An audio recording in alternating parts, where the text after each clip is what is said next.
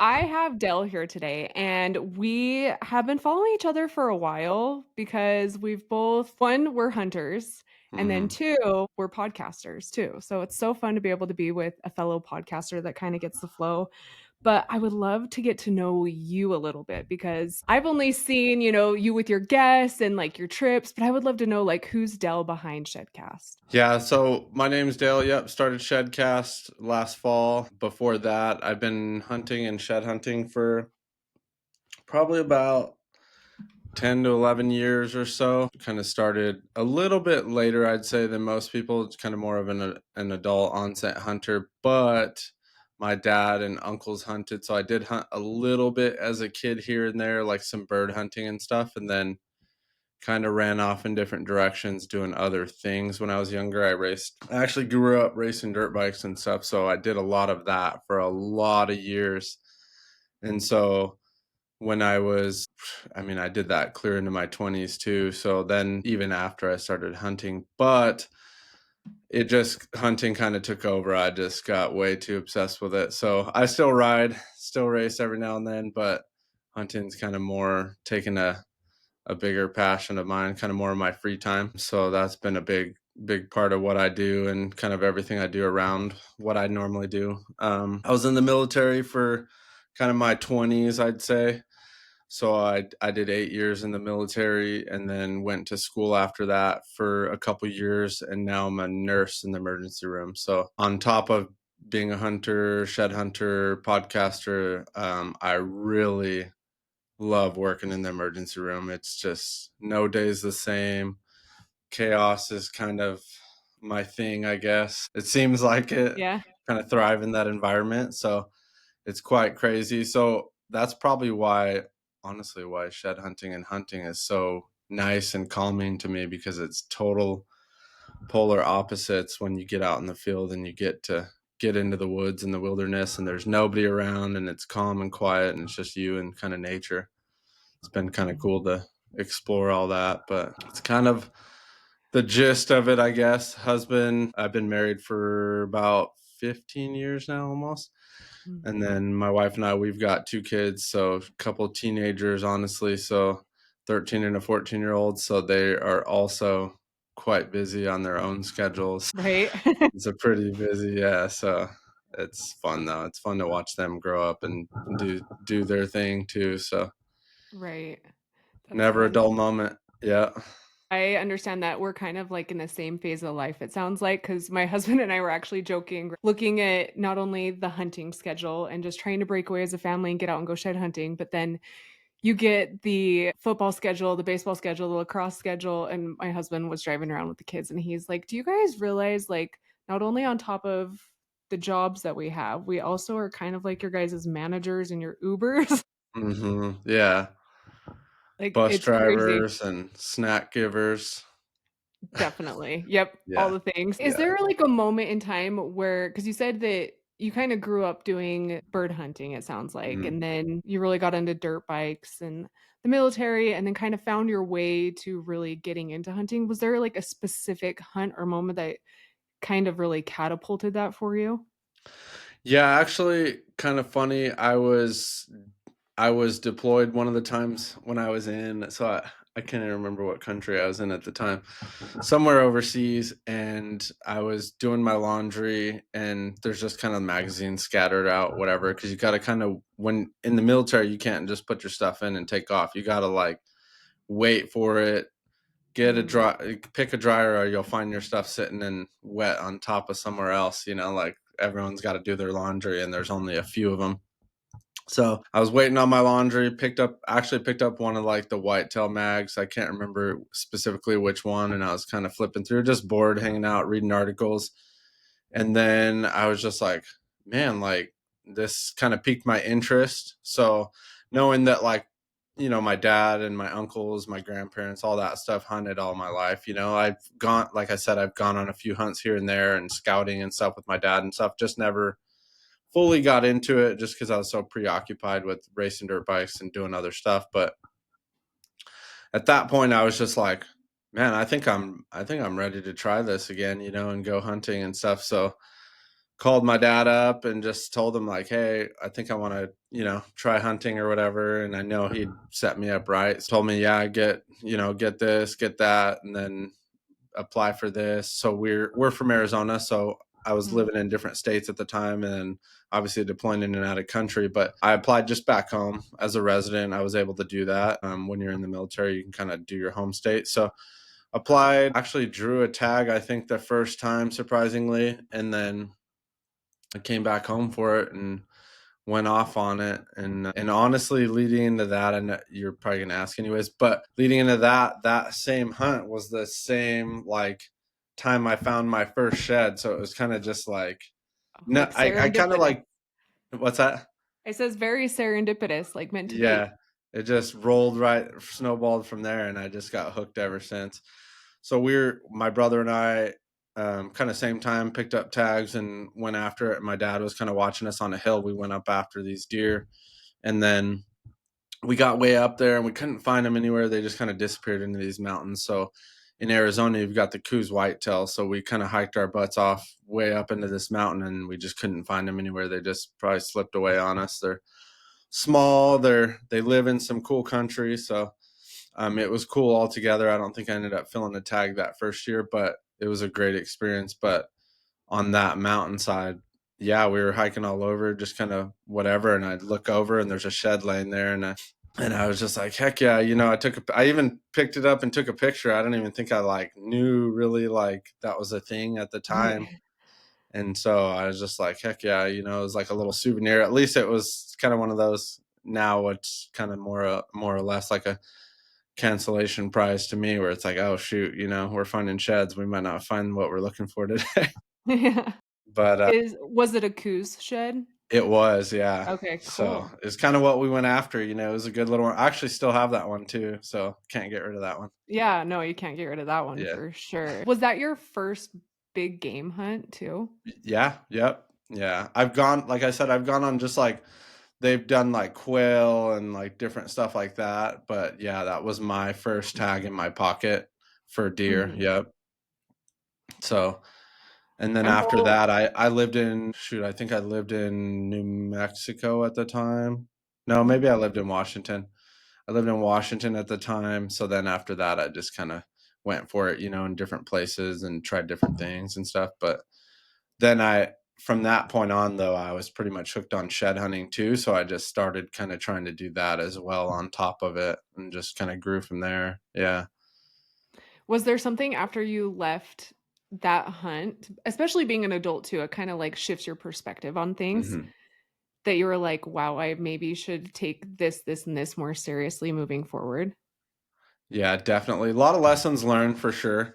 Like getting the right glass was a big one too, getting the Okay. right glass, getting guns that are going to, like, I would say, shoot long range enough, Mhm. or just quality. That was probably the Yeah. biggest thing. Quality in hunting gear and glass, big time. And then just learning how to glass from there. So Mm. going on that first hunt was a big thing. Was just like, okay, what are we looking for? How are like, how are you finding that kind of contrast that we're looking for to just pick up deer and movement, and all of that was a big learning curve. But having, I guess, some of the backgrounds that I'd had, just like being able to do stuff like that. I've glassed before back in the day. I've looked through binoculars. Wasn't my first time, but looking for something you're going after was different. And then just where to look is a huge thing in hunting. So learning that type of stuff, and my dad was kind of just giving us the rundown, like, hey, here's what we're looking for. And then from there, naturally, myself, I just like to know what I'm doing, whether it comes to podcasting or hunting or shed hunting, or even topics outside of that, including my like professional world, like the nursing stuff. It's like education is kind of on your own, so Mhm. took that upon myself to figure out like, hey, how can I get better at being at a hunting or finding coos deer, mule deer, so diving into that world was kind of cool, because I've listened to podcasts even long before that, so long before hunting, even over different topics and different things. So Yeah, I think the learning curve of picking the right gear and going after the right things was a No, big key.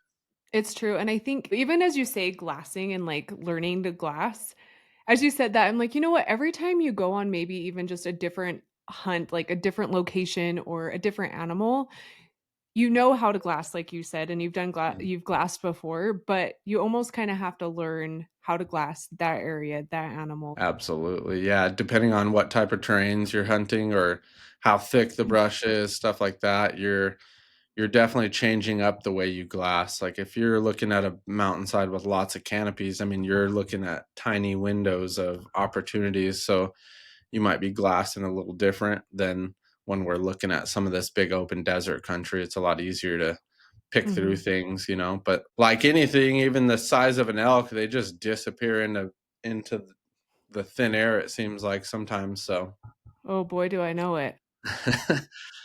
I didn't think a buffalo could disappear, and I was wrong. Yeah, Like, it's amazing, almost like you think the bigger animals would be almost, like, clumsy, but sometimes I feel like they're that much more stealthy, which is so interesting to me. yeah, that's awesome altogether, just a skill, you gotta put it together. Yeah. So, now you've been hunting a while, and like you said, you've really kind of got into shed hunting at the same time. Mhm. Did was there a moment where shed hunting always been, like, a really big part, or did it escalate the last couple years? I feel like I kinda gravitated towards it, one being that I'm not like a lazy hunter or like a lazy person in general, like, I have a hard time sitting on the couch and watching TV. Mm, So just that fact alone, it's kinda like, well, I could be out. I think I when I first started hunting, it was like the learning curve and then transitioning that into like, okay, so scouting's a big thing, right? So mm, scouting and learning how to find what I'm looking for and where the correct places to look, and then kind of naturally gravitated in. Well, I mean, if I'm walking around and all of a sudden I start finding one antler and then another and another, then it's like, okay, cool, like I'm in the right places. And then it just was like, well, then finding out that like shed hunting is a thing, it's just yeah, then it's like, okay, well, then I can get out in the hills and it's an excuse to get out there. And then it's also rewarding and tough. So all around, it's just like, and it fits me in general. Like, I just don't want to sit still. It's hard for right. me. I get that for sure. I asked that just because shed hunting came later on in Hmm. life for me, but I'm the same way, like, it's honestly just an excuse for me to get outside Hmm. at that point, for me personally. So then what led to you deciding to start Shedcast, your podcast? Like I said before, naturally just wanting to learn about a lot of different things, including listening to podcasts, reading books. As I got into hunting and then got in, like kind of transition, I still hunt. I love to hunt, but you can't do it year round, right? So Mm, shed hunting is a way for me to get out there and figure out new areas or figure out where they're hanging out, stuff like that. So naturally just kind of that kind of information chasing, I guess, listening to those conversations, picking up those tidbits of information, they're going to help me. And so when I probably listened to so many different podcasts over the years, just like getting those little tidbits of information from shed hunting. So there's a tons and tons of different shed hunting like episodes or podcasts that are talking about it, hunting podcasts. So then I was just like, well, there's not really one for shed hunting specifically. And this was like years and years. I mean, this was literally just like the last year and a half or so.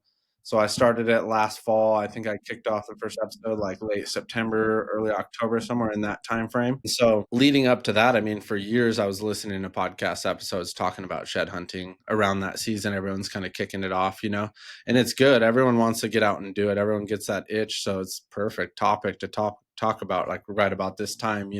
yeah. So I noticed there was like one other one on Apple Podcasts, did a few different episodes and then kind of just stopped from there. Not sure where that went, but it's a kind of a big effort to do everything, to get the equipment, to get the guests, all that type of stuff. But it's been awesome just getting into it. And I was kind of just putting out that information that I was essentially looking for. So looking for those tips and tactics or looking for those cool stories that people have, giving that kind of platform for people to tell their story or their causes behind what they're doing. And you and I have even interviewed some of the same people, and there's just so many good things going on around it that it just helps get that story out further and further to people that may not hear it otherwise.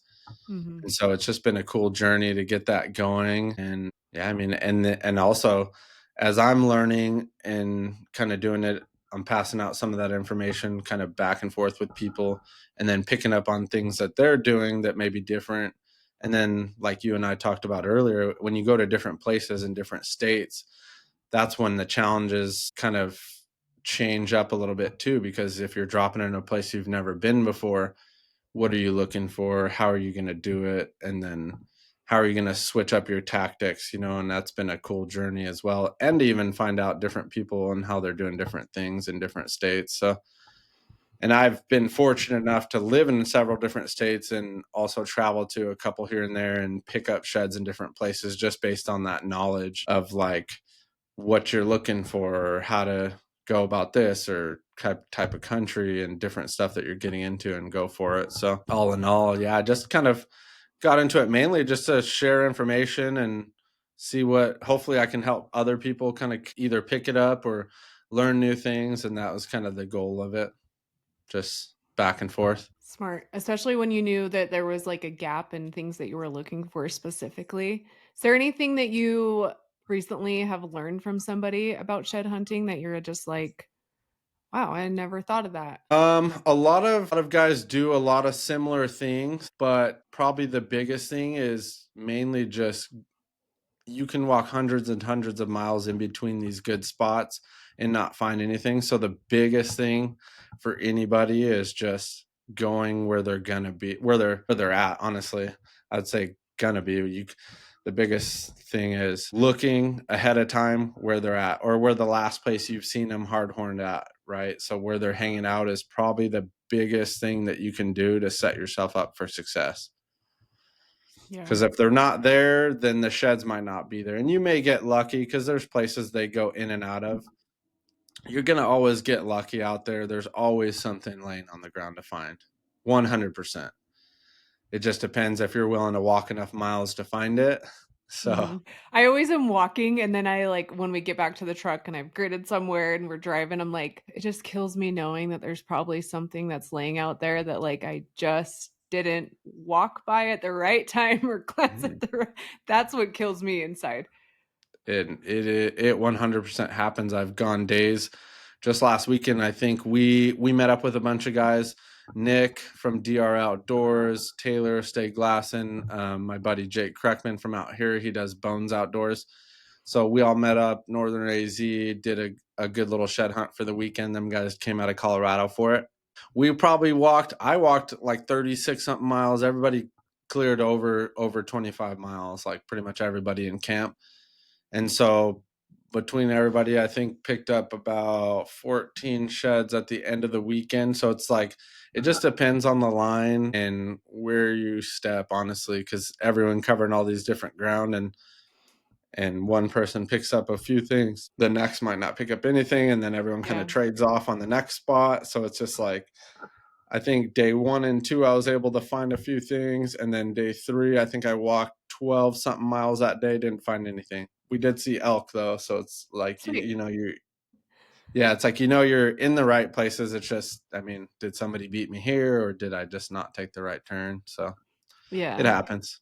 it does happen, and that is did you record a podcast with them while you were out there on that trip too?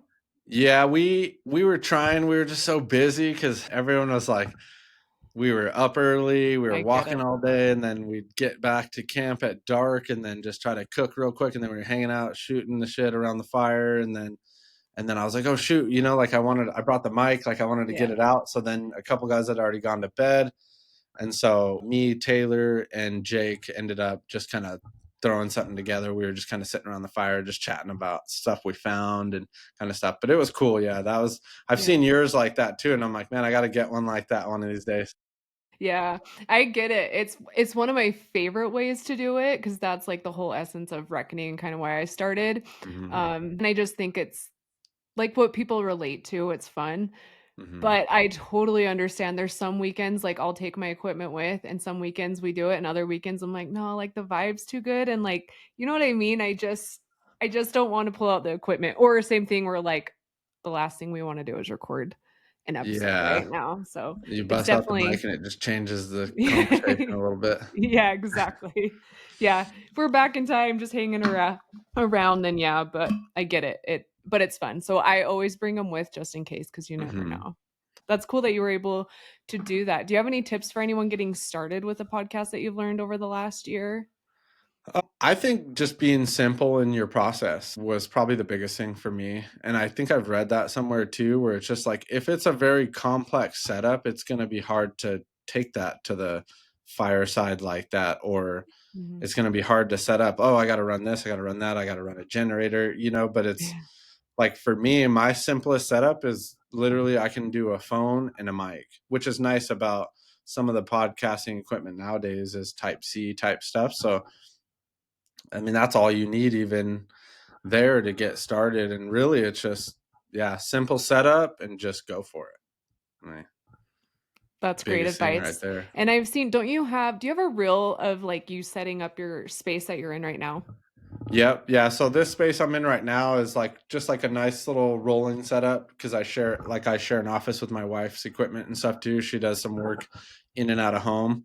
And so my setup is very simple, just like a little desk that I set my stuff on, a little tripod for my laptop when I'm at home, and then just like a little built up wall that I have behind me that's easy. I can literally take this entire setup, which hopefully I can do in the future at some point and get somewhere, but set this whole thing up and just it's mobile. I literally put it on wheels so I can Yeah.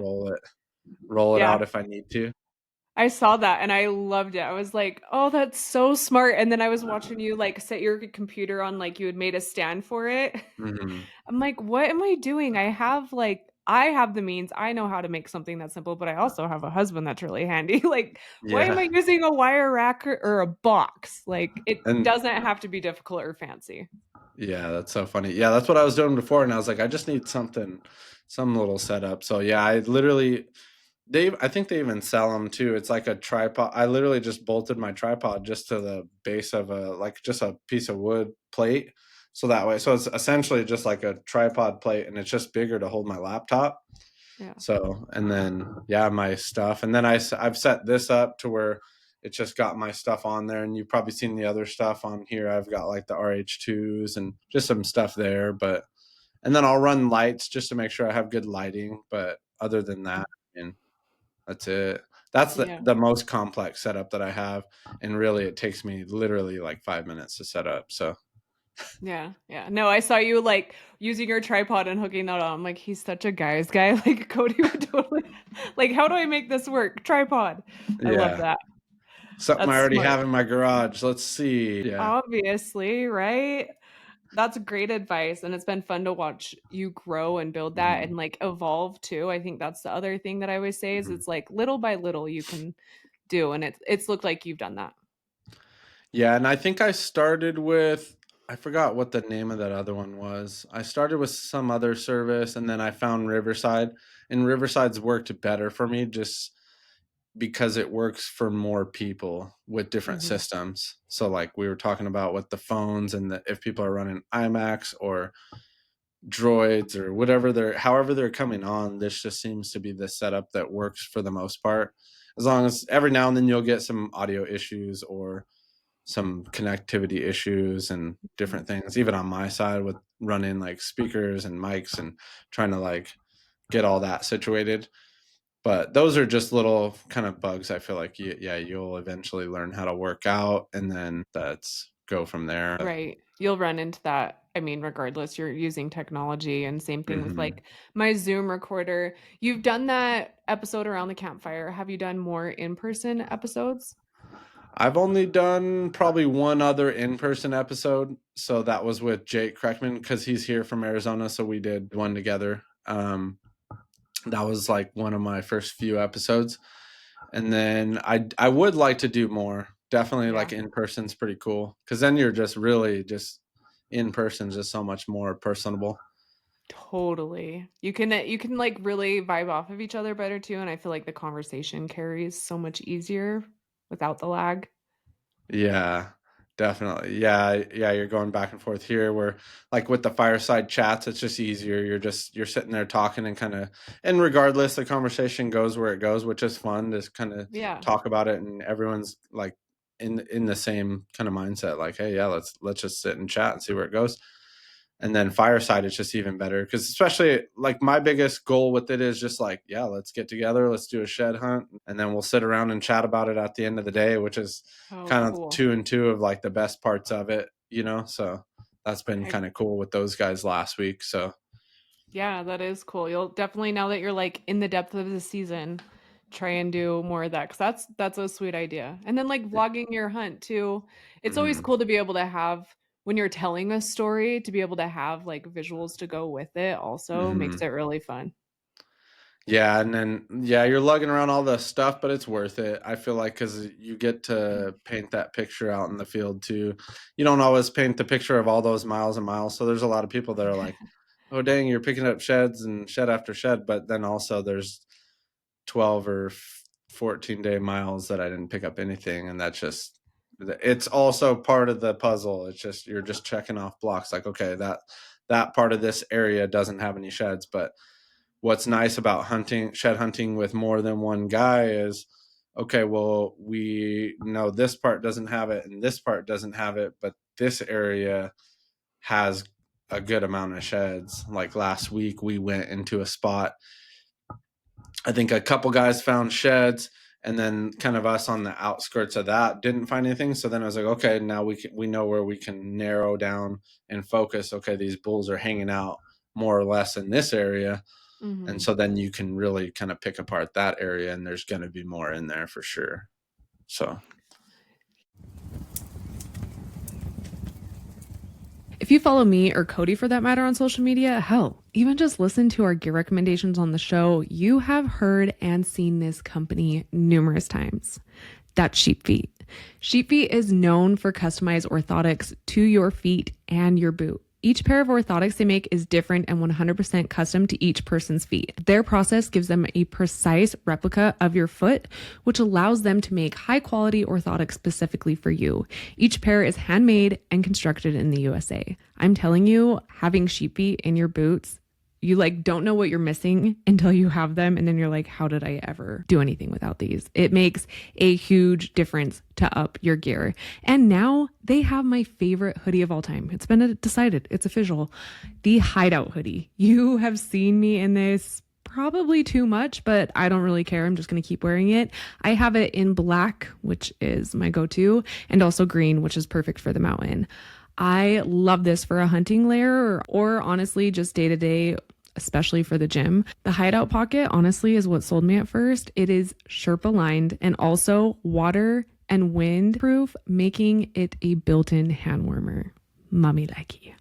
Crafted from durable grid fleece, it keeps you cooler when moving and warmer when you're not. It has zipper pockets to keep items secure and a fitted high zip hoodie for added utility. It's real perfect to hide from the wind or just when like you're over for the day feeling a little emo from all the people, but I really do like it to go up high over for the wind, and it has comfortable thumb holes. If you know, you know. This is perfect for hunters who love versatility and a single piece of gear no matter the season of the hunt. Sheep Feet also released their stealth bombers last fall, and these are the ultimate stalking and hunting shoe. You're definitely going to want to check these out now before it gets too close to bow season. These are a hot commodity. Plus, they have some other awesome apparel like shirts and something coming down the pipeline that I'm excited to share with you guys when it drops. We've been lucky enough to be field testing some of it. Listen, don't settle for anything less than custom. Be sure to check it all out at sheepfeetoutdoors.com. They have hooked you guys up with 10% off too. Plus, Sheep Feet are HSA and FSA card approved. Go to sheepfeetoutdoors.com and use our code RECKONING for 10% off. Again, that's sheepfeetoutdoors.com and use our code RECKONING, RECKONING, for 10% off your next order. Yeah, you've been giving really fantastic tips, and obviously you've talked to a lot of people about shed hunting. That's the Mhm. premise of Shedcast. I'm curious if you have someone like we'll just use me for instance, right? Mhm. Like I've been shed hunting. I can pick up sheds here and there, but I'm like not being consistent with it. Are Mhm. there tips that you have to maybe make me a better shed hunter? Probably, yeah. So, do Yeah. you guys do pre-scouting? Yeah, well, to the It's best that hard. we can, I guess, Yeah, right? it's hard. So yeah, we do there has been instances like we sat and watched elk for like 3 weeks. We knew where they Mhm. were hanging out, and then we thought we were gonna clean house and did Yeah. not. I've done that before for sure. Yeah. But at least you know they're in the area, so then it's just a matter of sorting through that sign for us. For us, when we're going places, it's more or less like, okay, we know there were bulls here in the late winter. So Mhm. then from there you can kind of really pick apart different things when you look at, say, you're looking at your maps. We can take a Okay. look at our maps and say, honestly, the roads, I don't even discount the roads because there are big bulls that shed 20 yards off the road sometimes. Sometimes bulls drop their antlers in the road. So Yeah. it doesn't matter the roads, but you look at kind of like, if you're looking, so let's back up to, if you're 'Kay. pre-scouting, what are they eating, what are they doing, are they transitioning through this area, or are they hanging out, bedding, eating, doing all that stuff? So if so, they're going to leave a lot of signs, so then you kind of follow that from there. We look for rubs, kind of the most current the better, because bulls are going to just be banging off everything and breaking Mhm. trees still. Even though they're not rutting, they still like to do that stuff, and every now and then you'll get lucky and you may find some sheds around rubs. That's a That would be good, sweet. yeah, and it's good. It happens every now and Yeah. then. I was just thinking last week, like, man, I've never really found one around a rub, and anytime I see a rub, it'll just kind of redirect my footsteps. So then I'll Mhm. kind of go that direction and kind of see what signs below it and around it. And if that's going to lead you onto tracks, maybe you stumble upon a big pair of bull tracks and then you start following those. If you have no other like leads to go off of, following in their footsteps is the best way to go. And guys have found sheds that way too. So, and then from there, it's just covering the miles and, like I said, just narrowing down that kind of area that's going to be better than others. And you can go into area multiple times and just kind of cover little bits and pieces of it in smaller sections, and then like, okay, this spot's no good, there's no tracks here at all. Then like, okay, but you could move over 500 yards and it could be just where they've been hanging out all winter, and then there could be sheds. So that, and then glassing's big. Glassing for me is always number one. If you get an opportunity to glass, to pick apart hillsides without having to walk them, it's going to be big for sure. Okay. And you may find them that way. Have you ever glassed up a shed? No, not yet. Not And yet. I'm like, "No." It'll happen. Okay, thanks Yeah. for believing in me, Dell. Keep doing I've it, it'll always happen. wanted to. I've found plenty that look like sheds. Oh Like yeah. yeah, and Yeah, hiked those my are ass over trickier. there, and it's not a shed, but Yeah, I've yet to definitely. actually successfully And find a it'll shed. happen. You just keep getting in the right places and just keep looking. Honestly, that's the biggest thing, is just not giving up. I've gone places, I've shed hunted for miles and miles and not found anything. And then I've moved over a little bit or something, got out of my truck and found something within the first 2 minutes of walking. So Yeah. it's just, you never know. And so even last week, when we were shed hunting, we were covering kind of just different areas. And I mean, right off the road, Taylor picked up a 320 set. So that was a big bull. So, Yeah. and it just not far off the road. Someone eventually would have seen it, but he just happened to be the one walking down this just far enough off the road that you can see it. So, Mhm. so, Sometimes it really is. I tell my kids that, like, right place, right time, right? hmm, Like, we're all in the same absolutely. area. This person walked this way, and it Hmm. came in their path. I am curious as far as, like, when you are hiking, what kind of, like, cadence and pace are you keeping? Probably a lot slower than you would think. Okay. So, generally speaking, try to slow down and just almost like a bobblehead. You're just like back and forth. And every now and then you kind of get to where you're like, all right, I got to get to this place. But on your way into those places, you really want to look. And then when you do hit that sign or you see those rubs, then I kind of, if I'm like on pace, like, okay, I'm going to try to make it to this big canyon so we can look in there. I'm still going to shed hunt, but I'm also kind of on a mission to get to a certain place. Still going to look, but my lines may be a little straighter.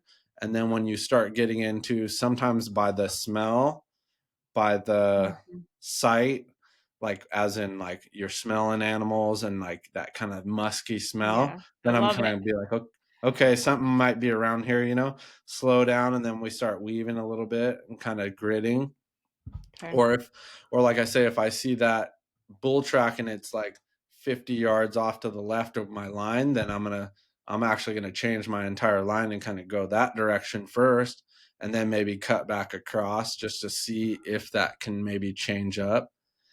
And then definitely if I like for finding deadheads and stuff, like we've always investigate, like if you see bones anywhere, I always double check them just in case. And I've had them where they lead you to a deadhead or Mhm.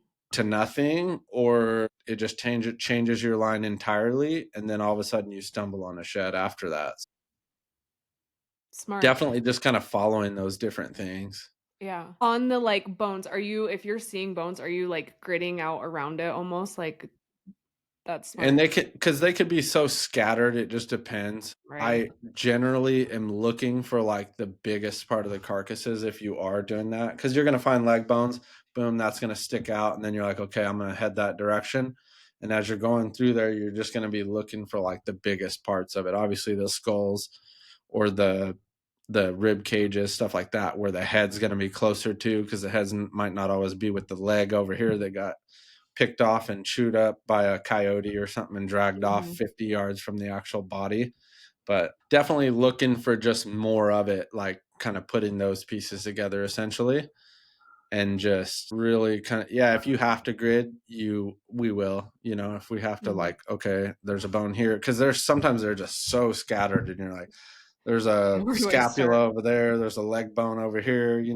Right. And so just depends. Sometimes they're real condensed down where it's just all there in one place, which is nice, but I definitely know. just investigating on those little tidbits of pieces that may change up your line enough to walk the right one. And I know people hear when especially when they're talking about shed hunting, the word grid a lot. When you Hmm. say grid, are you going so many yards in between, or does it I would assume just from being out there, a lot of times it depends on the terrain, but do you have kind of like a guide as far as how far apart you grid? Generally speaking, if I can see it, I'll like cover it. So if I can see maybe 20 to 40 yards, depending on how thick the vegetation is that you're walking, or Mhm. the mountains or the woods, depending on how thick it is, that'll help decide how tight your grids need to be. Okay. So in one instance, this last weekend, I ended up finding a deadhead. I did see a couple of leg bones. And Mhm. so it changed up my line across some like sagebrush. It was kind of like sagebrush in the midst of like an opening of some big woods. So I was kind of like on this nice flat top bench and I seen like a leg bone. So then I started going that direction. And then I was kind of like, okay, I see a leg bone. I didn't see anything else quite yet. And so then I went kind of a little bit further past that in a straight line. And then I turned, covered a little bit more. And like as I was kind of walking down the hill a little bit, and then Mhm. cut back like another 20 yards. So I was literally just doing straight lines this way, drop down a little bit, and then cut back straight across. And on my cut back straight on the next, like basically like a down a level, and I was cutting back across. I saw some more bones, and then I look up, boom, there's the head sticking up, and it happened to be like a nice little buck deadhead. So, and that's kind of Nice. yeah, it was nice because I had been walking for a few hours. So I'm like, oh, thank goodness, there's something attached to it. Something. Yeah. So kind of perks your steps back up. But yeah, definitely depending on how thick it is can just determine how tight your lines need to be. Or yeah, or we sometimes share tracks with each other so we know where we've walked and where we haven't. So that way you can decide from there, like, okay, you covered that area and and sometimes our lines crisscross, and we're like, okay, well, Mhm. we covered it like adequately. We know that spot's checked off, so. Right. No, these are fantastic tips, and I'm, like, listening to you, and it makes so much sense that I'm, like, kinda feeling like a dumbass, No, it's tough. like I have buddies that are just like, I don't know how you pick up so many sheds. I'm like, honestly, it's probably just because I walk so many miles. yeah. See, I But walk so many miles, but and I try and grid. B And Cody's like, "I feel like you need to slow down," but I don't think when I have, like, Rivers with me, my 9-year-old, I mean, mhm, he's getting much faster, but I feel like we're still I always find more horns when I'm with him because I think we're mhm, walking at a slower pace. But then you're talking about these rubs, and I'm, like, thinking back to the weekend we went shed hunting and all their rubs that I was like, "Oh, look at it," but I didn't take the time to then grid around mhm, said rub like I should've. So that alone, I'm like, obviously, that's something you would pay attention to when you're hunting. Like, mhm. it would make sense to do it shed hunting too. Come on. You're all, dang it. Yeah, you could always rewalk those lines in a totally different direction and may Yeah. even pick something up. So, Okay. and you can even, what we've done in the past too is I'll sometimes take a knife and scrape right along that scrape and just Mhm. see how old it is. Because it could be from the rut. They could have busted that tree and These were you, not from the rut, I could tell you. This is why it's killing me inside. they were fresh. Well, at least you Uh, know it was a good area. So that means there's I know sheds where to in go there somewhere. back to. Yeah. So, and that, but yeah, so I mean, just stuff like that. Just the rubs are just gonna help you with when you go to an area when there's lots of cows. That's Mhm. when you're gonna run into where you're like, holy cow, there's poop everywhere. There's elk poop everywhere. There's tracks everywhere. There's that doesn't necessarily mean there's not bulls in there, but then the bulls themselves are gonna just rub more around where they're at. So then you can kind of decipher, like, are we in kind of a cow area or are we kind of more in a bull area? The Mhm. bulls like to live a little more secluded sometimes, so they may be, and I say that with a grain of salt too, because like I said before, sometimes they shed in the road, off the Yeah. side of the road, or sometimes they're way back in these big thick canyons that no one wants to walk. It just depends how they're feeling at the time, how much pressure they get in that winter range time frame before they shed. And that could be from humans, that could be from weather, it could be from predators, which they're constantly living 365 trying to stay alive. So Mm. you never know what's going to push them around, but habitually they like to go to the same places year after year for the most part. So you may find that to be helpful as well. If it's like, okay, it may not be the exact same spot. Like you may have a mountain with several different little ridges on it, and they may be in one ridge one year and then maybe a ridge or two over the next year. Just depends on weather, vegetation, water is a big factor, I think, for us this year. It's Yeah. been much drier than usual. So water tanks are dry. Water tanks that are normally full this time of year are just completely bone dry, which is also going to move them around. So Mhm. yeah, Yeah. there's so many factors, but I know. It's always changing. But you are making me be like, "Okay, another tool in my toolbox to be that much better," I mean, uh, get better. But no, and that honestly, I think it's just that's what's fun about it is it's more or less one of the just kind of learn as you go type things because they'll do so Mhm. many off the wall things that, I mean, they're wild animals, so they're going to do what they do Right. regardless of what's supposed to be. And we've always joked about that too. It's like there's rules to it, but then there's also exceptions to the rules where you're going to find a pair of sheds like in the most random places and you're like, how is this even Right. possible? But Totally. and you never know. I mean, they sometimes I've had friends find them on their own properties, like in the middle of this like property, like city kind of where it's like, why is there even a buck shed here? Right. So, Yeah. It is but always fun to learn and pick up new things, and it is I think that's why a lot of people keep going, right? Is because even I'm sure you guys have these conversations, like, Cody and I will get around the campfire after a day where we just, like, got our asses handed to us, and he's like where we think we know, and it's like, "How?" Like, it doesn't make sense, like, all this is mhm. supposed to line up, and it does just always keep you questioning. and And it going. does, and it keeps you going, but then the next day you may find the biggest set you've ever found, which is also rewarding. Yes, for sure, for sure. What is the weirdest thing you've found out shed hunting besides an antler? Anything weird or maybe even just cool and unique? Gosh, I feel like I find random things all the time. Find knives, golf balls, I feel like I find all the time for some reason. So I have like this collect I don't golf, but I Yeah. have this collection of golf balls that I'm like keep finding these freaking golf balls and I'm like, "Oh, I'll just give them to my buddies at golf." Yeah, Arrowheads is always cool. I found a few of those. that's really cool. Yeah, that's always really cool because I just feel like, man, there's so much history tied to that specifically that it's like I couldn't imagine doing what those guys did with what they had. I mean, they didn't even have binoculars, you know? So Yeah.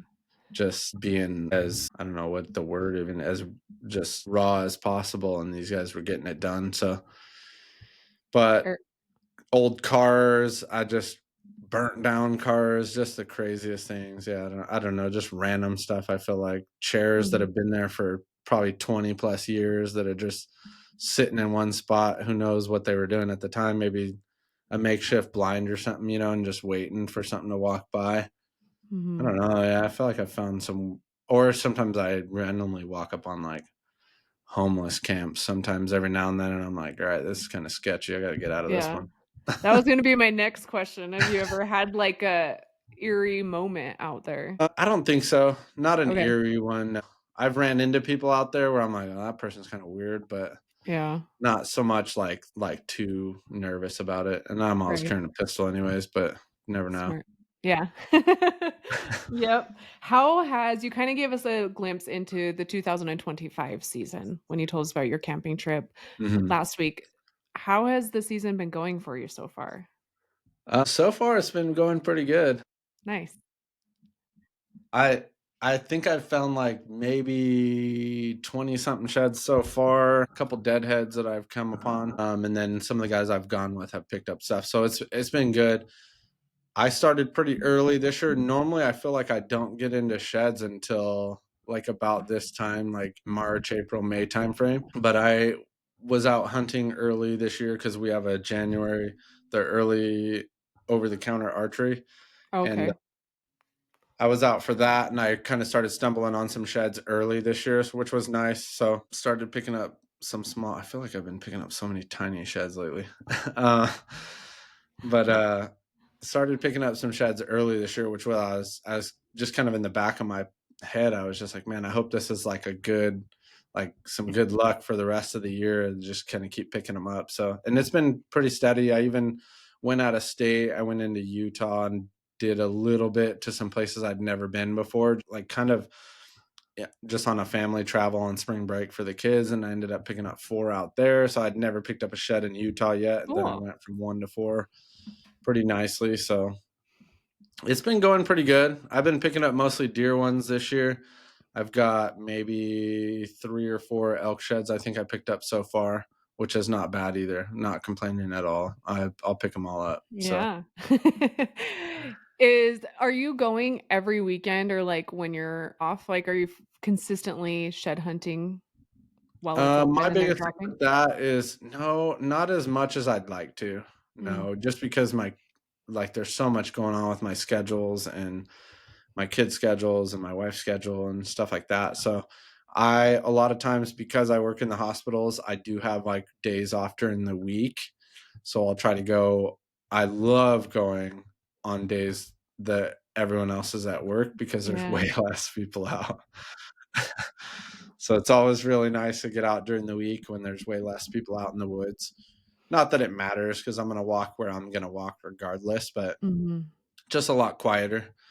And then just whatever, whenever I can get out that kind of like permits, I'll try to get out. Even if it's for like a day trip, I'll drive a couple hours, even if I'm only going to walk for 4 or 5 of those and then drive back if I have to, just to get out. I'd say I've probably only gotten out for like a few good ones this year, probably only like 5, 6 times maybe at the max. Mm. So, with a couple overnighters when I went, like, up north for those ones and stuff. So If you're not one of these guys that is going 5 days a week, every weekend, what do you think keeps you successful in finding sheds? Probably just not quitting, honestly, Mm, like not giving up on places and trying to just narrow down where they're supposed to be just is going to be the biggest thing. I do a lot of e-scouting, so when I'm not out, I'm definitely doing a lot of digging into the maps to just kind of look at what it looks like. And you can compare your old data to your new data. Like, I'm looking at a new area, how does that compare to where I've been before? And mm, working off of that. Game and Fish has a lot of resources. They do a lot of research when it comes to wild animals, whether it's road crossings or just winter range data, stuff like that. So a lot of that information is very helpful, and it's ran through like national research programs. So you can find a lot of information just by kind of look. You really got to dig for it, but you can find it. It's out there to just, I don't know how specific it is to certain areas, but you just do some research, whether it's on the maps or some sort of Department of Transportation data or Game and Fish data, and just kind of go based on that. And most Game and Fish data also has like herd data. So they're going to be looking generally speaking, it's probably every 5 to 10 years. They're always like reassessing and doing surveys in their own places. And those survey data, well, at least for Arizona, the survey data I believe comes out like every year, where it's like a buck to doe ratios that they're doing. So you can look at where has better numbers, right? mm, So if I want to get into sheds in general, you want to go to a place that has bigger numbers. If you want to get into a place that has higher quality bulls that you're going to pick up, or deer sheds, then you're going to narrow down. You might not find as much of what you're looking for, but when you do finally find something, it could be giant, So a lot of researching goes into some of the work we do, but and then some, I feel like it does pay off in the end when you're just kind of narrowing down. Okay, if these websites or these places say there's winter range here, and I'm looking at this spot, I'm going to just kind of make sure those two kind of line up and then pick that area, and you should be able to get into something. mm. I think that's super admirable too, because I think a lot of people have the misconception when they see your post or something like that, like, "This guy's gotta be that's all he does is shed hunt," but Mhm, you've got a job just like everyone else, and you're a family man, and mhm, you're just really being smart with the time that you have. mhm. Exactly, yeah, trying to utilize some of the time I have at home to just when I hit the ground, yeah, I don't have a lot of time to waste, so it's just more or less, like you said, just trying to and like I said before, some days I don't find anything, and that's also just a lesson learned. It's just like, okay, well, that spot wasn't good. Maybe you can find out why, and in some cases, it could be like, well, they don't have everything they needed, or it's too close to this, or it's too close to that, or there's cattle in here that are overrunning the animals, or there's no water here, and you just reassess like, okay, well, if you move a mile over, it might have all those things, and it might be everything you're looking for. You Yeah, never it's know. definitely, like, too, one of those things where I think people think you just go out and walk, but, like, it sounds like you're coming back and you're analyzing even where you were Mhm. versus where you've been. Mm. Absolutely. And there's some places where it's like, okay, it looks great, and it's like I wanna get in there and walk it, and you may find something, and just by doing that. So there's never a wrong way to do it. 'Cause people get lucky all the time. You could walk on the biggest thing. People might be scouring an area for a specific bull, and someone who absolutely has no idea that bull even exists walks in there just lollygagging, and they're like, "Oh, look, some antlers," and they Yeah, pick up the best sheds that are in that unit right. just randomly. Yeah, So, it's you so never know. You true. could always get lucky, but Yeah, no, I for say a sure. lot in a lot of my videos, I always say, like, just some places just have to be walked. You just gotta get in there and walk. And Mhm. then, like we talked about before, it's just lining up all those things, like, there's good water here, I know there's bucks and bulls here, I just gotta get in there and walk. A lot of times people don't wanna walk flats because, yes, it could be endless miles or gritting, but if you get on a really high point sometimes and you glass back down into those flats, guess what's down there? The bucks Yep. and bulls are just hanging out, running around all over down there, and then eventually they drop their antlers down there too, so you never know. Yeah. Are you I mean, I would assume so. Do you have your backpack when you go shed hunting? Absolutely. You're Yeah, I planning got on all kinds. picking up horns. Yeah, that's the goal. Yeah. If I just end up carrying my snacks around all day, I guess sometimes, but Perfect. You're my kinda yeah. guy. I'm interested because we always love going into gear and what people carry. It's always Mhm. I think you know this too. You get with your buddies and they pull out something out of your backpack and you're like, "Whoa, what is that?" Or "Why do you Mhm. carry that?" Can you give us a breakdown of what's really inside of your shed hunting pack? Yeah, I try to make it as light as possible from the get-go, so, um, I run gosh, I can't even remember. It's not like a name brand one, but it is. I forgot the name of the pack. I'll get the name of the pack, but it's got what I need. It's got straps across the back that are gonna hold shed straight up and down, so that's what I need. Perfect. But in the pack, I always carry a knife. I try to carry a small saw, to be honest with you, in case I've got to cut off horns Mm, from like old beat up deadheads, and I don't want to lug around a giant skull on it all day. So okay. I'll carry sometimes a little mini like hacksaw, and I mean that's like as light as possible, like $3 or $4 at Walmart, and you can get yourself a little mini one. So I've carried that, and then I'll carry some extra little straps in there. So I've got like a couple really long wire ties, and then a couple of I've been running this year the little shed season, like those shed straps. They're Mm. essentially just like utility, like thick rubber utility straps, just to keep everything tight once you do buckle it in on the pack.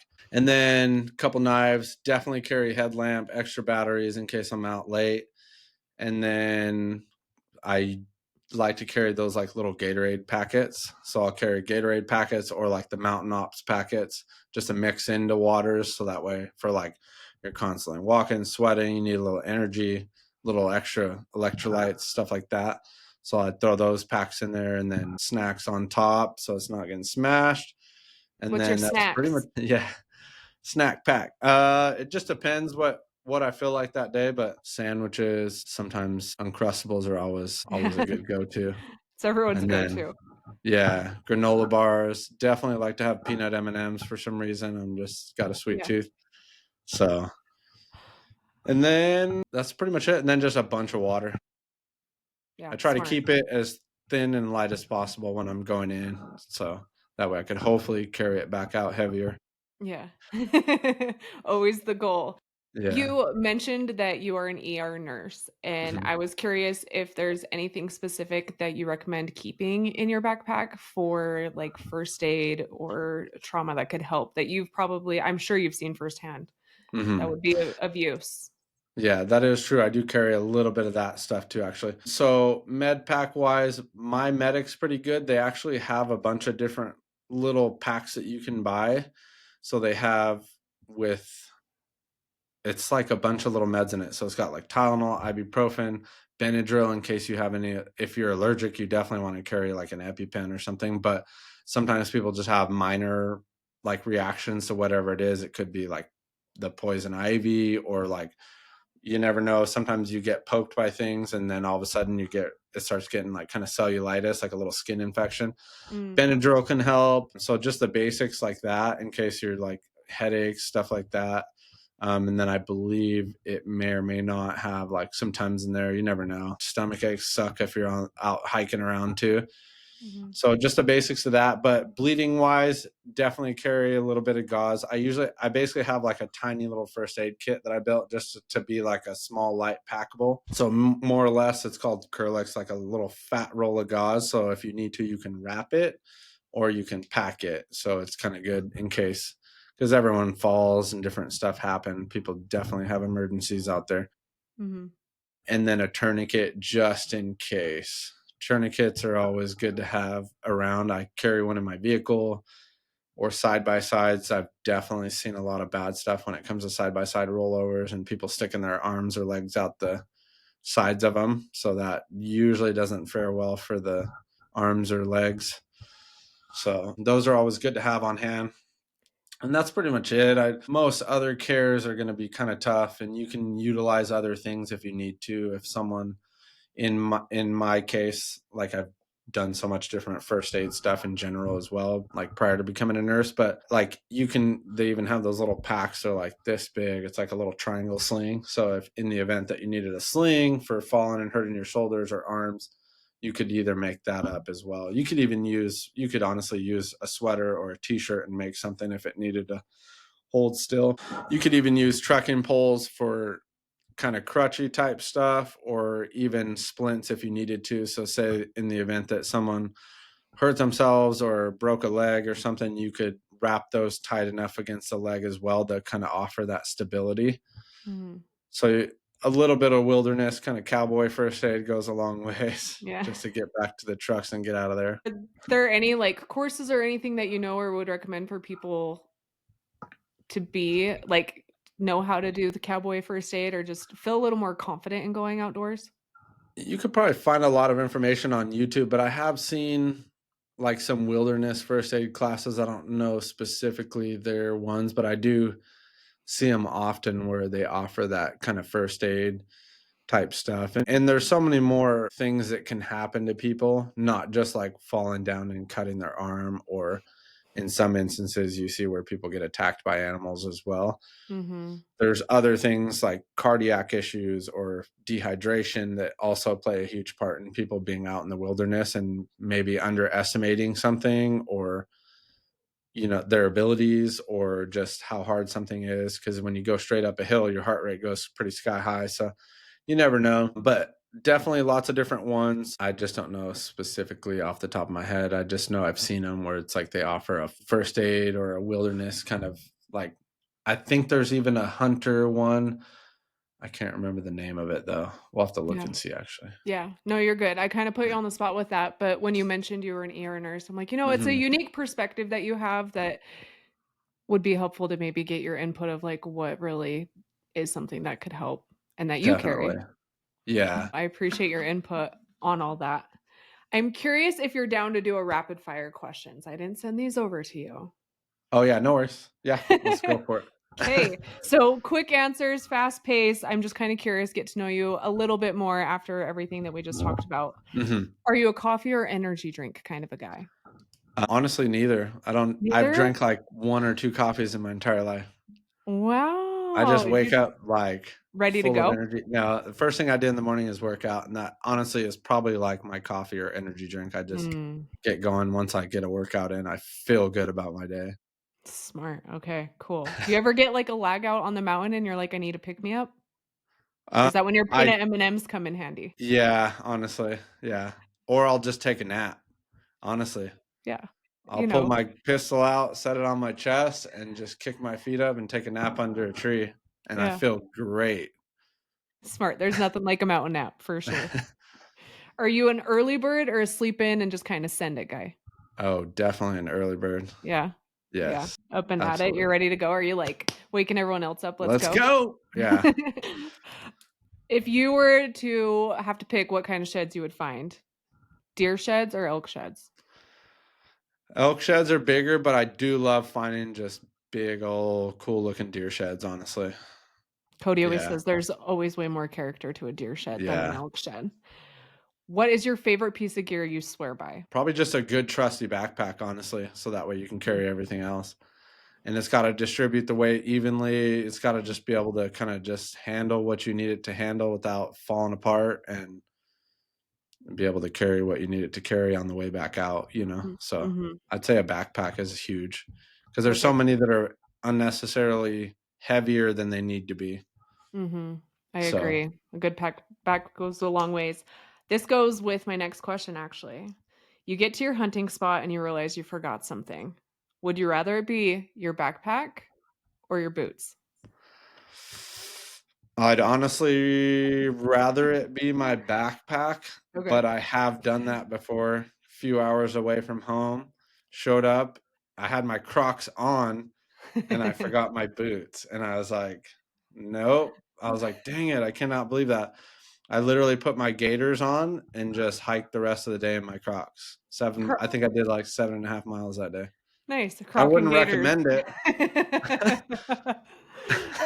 Especially I'm sure there's, like, cactus and stuff where you're at in Arizona. Yeah. Yeah, and a sketch. lot of thick stuff. So luckily I still had the gaiters to kind of help keep some of the stuff like off my ankles. Right. But yeah, so I found a deadhead that day though, Oh, honestly. So lucky it paired Crocs. out to be an okay day, but I would not recommend 7.5 miles in Crocs through the mountains. Yeah, thank God you had your gaiters though, for sure. Yeah. That's too funny. Crocs. Your shed season playlist.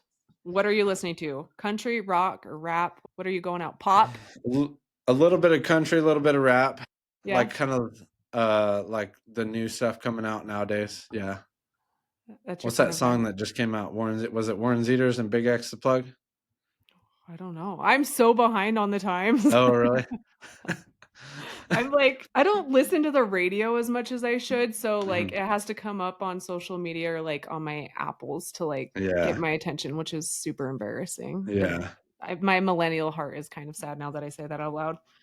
Yeah. What snack do you refuse to share with someone? Um, You seem like a prob nice guy, though. yeah, I generally offer it, but probably some zebra cakes or some peanut M&Ms, like, "Hey, you want some?" But there's not very much in the bag to share. You're right. So you really have to like that person to be willing to share. You're offering, but Yeah. hoping they say no. What's one piece of gear you splurged on and you actually use? Your glass for sure. Glass, best you can afford for sure. I Mhm. run Vortex stuff because their warranty is so great, but I would eventually like to get into some Swaros for sure. But Yeah, for now, the Vortexes are doing perfectly fine. I love them. totally. That's what we run too. Yeah. What is one thing people get wrong about shed hunting? Probably that it's gonna just be the easiest thing in the world. Yeah. Just go for a walk. Yeah. And A some short people do one. get lucky, but it's some people just quit too early too because of that fact. Like, oh, it's gonna be easy. We're gonna go pick up all these things. Not always the case. Sometimes you get lucky and you walk the right lines and pick up everything, and some days you don't. But don't give up too early. Last one. Your backpack has a name. What is it? Oh shoot. I don't even know. I'd never named my backpack before. Have you named your guns or your binos? Your side by No. side? I don't You don't name I just things, called it just your old girl, kids. like, oh girl, huh? Oh, girl, that's a good one. Gotta Hmm, throw them on. I usually just call it the pack, like, just throw it on the pack and let's roll, I you like know? it, that's That's what I call solid. my backpack. Yeah, the pack. Yeah. I like it, that's, like, strong, you know? Yeah. Strong name. I think that's always fun to kind of get a glimpse at you and your personality and what you've Yeah. got going on. I really appreciate you taking the time to talk with me, Dell. You gave me Yeah. some solid tips, you made me rethink my hunting a little bit, my shed hunting, which is a good thing. We could always Yeah. learn, and I ask because I want to get bigger Mhm. horns. I found some, but I've never, like, cleaned house, if you will, and I look forward to the day that my backpack is having to be strapped down with extra straps. Yeah, it's always nice. Doesn't happen all the time, but it is nice to do it. And there's always something out there, honestly, to be found. And those you can find the everybody on YouTube, the biggest shed hunters out there. I mean, will just clean house, but that's because so many are getting left behind because everyone goes out, they do it, and then they just are like, all right, that's it. That's all I need for the year, which is fine. But you know, there's so many more laying out there than anyone can ever pick up. So there's Mhm. always something to be found. True. What do you have coming up, and where can everybody find you? Let us know where to listen to the podcast, any hunts you have coming up, things to look out for. Yeah, I mean, hopefully I draw some deer tags this year. I didn't draw any elk tags, but I have my uncle and my one of my buddies have a bull tag. So hopefully this September we're taking pictures next to some big bulls Cool. and going on that stuff. So that'll be fun. Looking forward to that. My kids usually I put them as well for deer, so I'm really looking forward to hopefully they get drawn again this year. Last year they both killed their first 2 bucks in the same weekend, so it was a busy weekend for me. Fun. But yeah, but it was fun. I got their skulls hung up and stuff, so it's been really cool for that because they do like going, and so that's always cool to kind of share that camp with them too. And That so is. that's always fun because my dad will come out, so we kind of get everybody together and they're having fun. We kind of baby them a little bit for it, just so they don't hate it. Yeah. But that's always fun. So hopefully they draw some good tags. And then everyone can find me Shedcast. You can look up Shedcast on Spotify, Apple Podcasts. It's also on YouTube. And then Instagram and TikTok pretty much can just find Shedcast either through just Shedcast or Shedcast Podcast. It's out there somewhere. You should be able to find it. So trying to turn out what I can for content and podcasts and stuff and just kind of keep rolling. Yeah. No, I look forward So to it. Do you have any cool guests coming up or anything? You need to like maybe interview someone from each state. That's yeah, 50 that's what podcast episodes alone. yeah, that's what I like to do is just get different perspectives from all over. I do want some what I want to get on there is some moose shed hunters so I can get the scoop on those because I've never picked those up. But looking for somebody for that. And then, yeah, I mean, just lining them up. I'm going on with one of the guys from Onyx later today. So that'll be fun just to chat about that stuff and then go from there. Hopefully Very cool. wind up somewhere cool, just see where it goes. Yeah. No, you have a lot of good stuff coming down the pipelines, and I love listening to your podcast and learning stuff. I'll have to tag you when I find some big old horns after I take those tips Yes, into place. absolutely. Let me know if the tips worked. Hopefully you guys stumble into them. Just keep going. That's what you got to do. Yeah, we So I appreciate it. appreciate it. Well, Yeah, I thanks, appreciate you Bill. letting me come on. I like the podcast. I listen to yours too. I listen to so many different ones, and it's always good to hear so many cool different perspectives on different things too. And everyone that does podcasts, they honestly come out with their own different unique ways they interview people and things they talk about. So it's always good to hear so many different pieces of information coming from like this industry. So I agree. I appreciate you listening and tuning in and taking the time to come on. I had fun getting to chat with you. yes, awesome. Thank you.